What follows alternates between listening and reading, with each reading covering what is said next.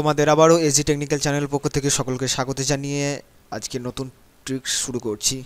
তবে ট্রিক শুরু করার আগে তোমাদের কাছে ক্ষমা চেয়ে নেব, কারণ আমি নেক্সট পোস্টে তোমাদের কাছে আমি বলেছিলাম, একটা কথা দিয়েছিলাম যে আগামী সামনের দিনেই তোমাদের সামনে জিওগ্রাফি ফুল সাজেশনটা শেয়ার করব, কিন্তু ইন্টারনেট গোলযোগের অবস্থা খারাপ থাকার জন্য তোমাদের সামনে সেই পোস্টটা আমি শেয়ার করতে পারিনি।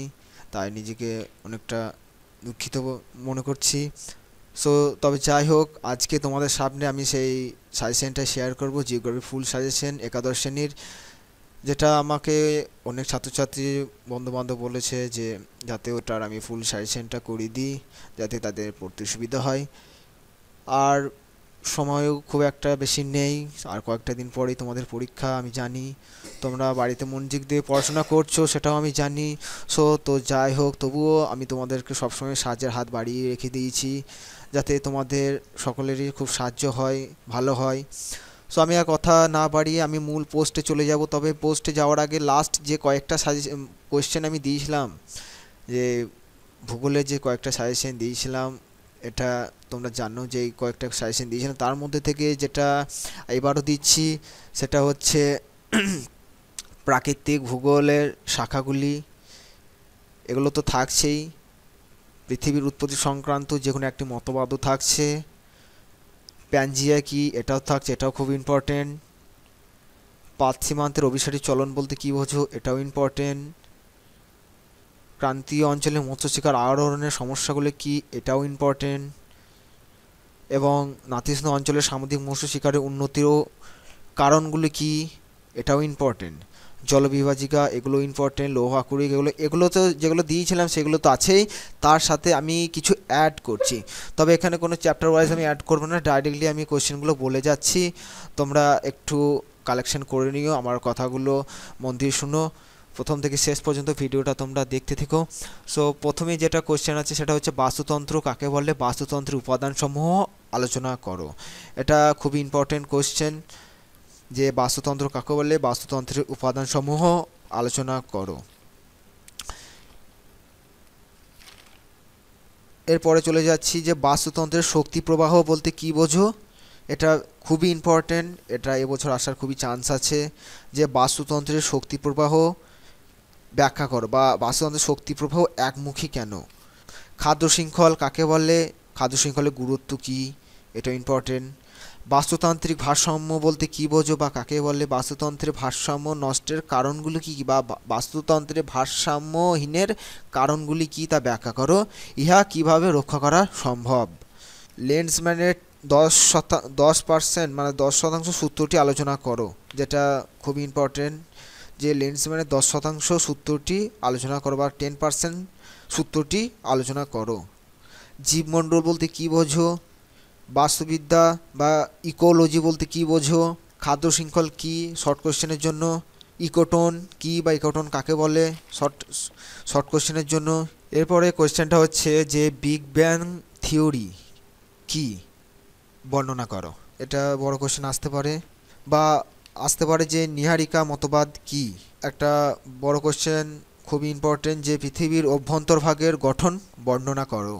এবং কেন্দ্রমণ্ডল, অন্তঃকেন্দ্রমণ্ডল, বহিঃকেন্দ্রমণ্ডল, গুরুমণ্ডল, অন্তঃগুরুমণ্ডল, বহিঃগুরুমণ্ডল, ক্ষুদ্রমণ্ডল, এগুলো শর্ট কোশ্চেন, এগুলো সংজ্ঞা আকারে 2 নম্বরের আসার চান্স আছে।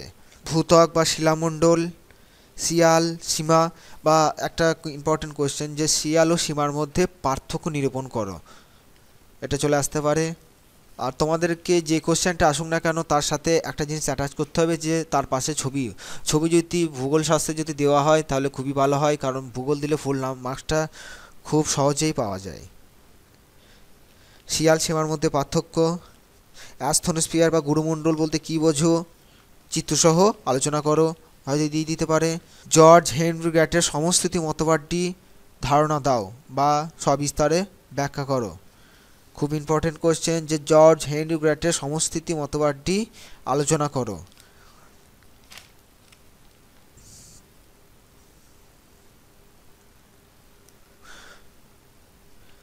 এরপরে কোশ্চেন হচ্ছে সমুদ্র তলদেশের সম্প্রসারণ সম্পর্কে আলোচনা করো।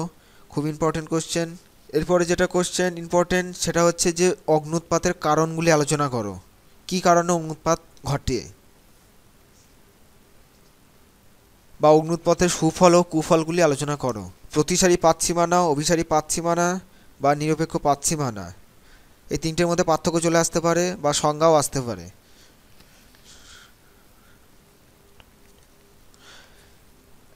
একটা খুব ভালো কোয়েশ্চেন যে স্ট্রম্বোলিকে ভূমধ্যসাগরের আলোকস্তম্ভ বলা হয় কেন, খুবই ইম্পর্টেন্ট একটা কোয়েশ্চেন, এগুলো করে রাখবে।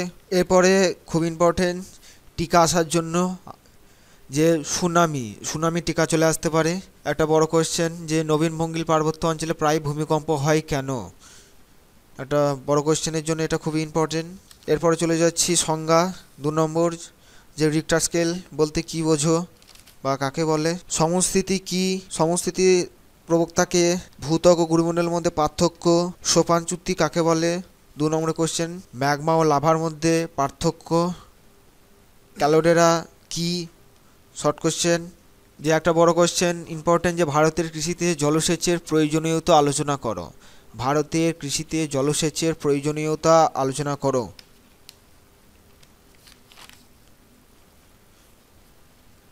এই ছিল আজকের কোশ্চেন। সো আশা করব তোমাদের কোনো রকম অসুবিধা হবে না। তাই তোমাদেরকে একটা কথাই বলবো, এই যে কোশ্চেনগুলো দিয়েছিলাম জাস্ট এটা বিগত বছরের কোশ্চেন ছিল, তো এটা তো ছিলই, এর মধ্যে কিছু ইম্পর্টেন্ট কোশ্চেন ছিল যাতে আর থেকে আমি বেছে করে তোমাদেরকে আমি বলেছি। তো এরপরেও তোমাদেরকে যে কোশ্চেনগুলো দিলাম সেখান থেকে যদি করো তোমাদের অবশ্যই ভালো মার্কস আসবে আমি আশা করি। তো তোমরা বুঝতে পেরেছো হয়তো কোশ্চেনগুলো আমি ধীরে ধীরে বলে দিয়েছি। তো আশা করি তোমাদের কোনো রকম বুঝতে অসুবিধা হবে না। তাই তোমাদের সকলের মান রাখতে আজকে আমি কোশ্চেনগুলো দিয়েছি। তাই তোমাদেরকে আবারও বলবো যে সামনেই তোমাদের পরীক্ষা, একটা খুবই ঝুঁকিপূর্ণ দিন আসছে তোমাদের সামনে। তোমরা প্রস্তুতি নাও খুব সুন্দরভাবে, যাতে আগামী দিনে তোমাদের রেজাল্টটা খুবই সুন্দর হয়, যাতে তোমাদের পরীক্ষা হলে কোনো রকম বাধা না আসে। সেই ঠিক সময়ের মধ্যে তোমরা সকল কোশ্চেনগুলো তোমরা কমপ্লিট করে আসতে পারো। তো আমি তোমাদেরকে সকলকে প্রাণ ভরে আশীর্বাদ করি, তোমরা খুব সুন্দরভাবে রেজাল্ট করো, বাবা মায়ের মুখ উজ্জ্বল করো, দেশের মুখ উজ্জ্বল করো, দশের মুখ উজ্জ্বল করো, নিজে সম্মানিত হও। তো বন্ধুরা আজকে পোস্টটা আর আমি এখানেই শেষ করছি, আর বাড়াচ্ছি না, কারণ পোস্ট যা দেওয়ার দেওয়া হয়ে গেছে। আর সে কোনো রকম সাজেশন আমার কাছেও আর তৈরি করার নেই।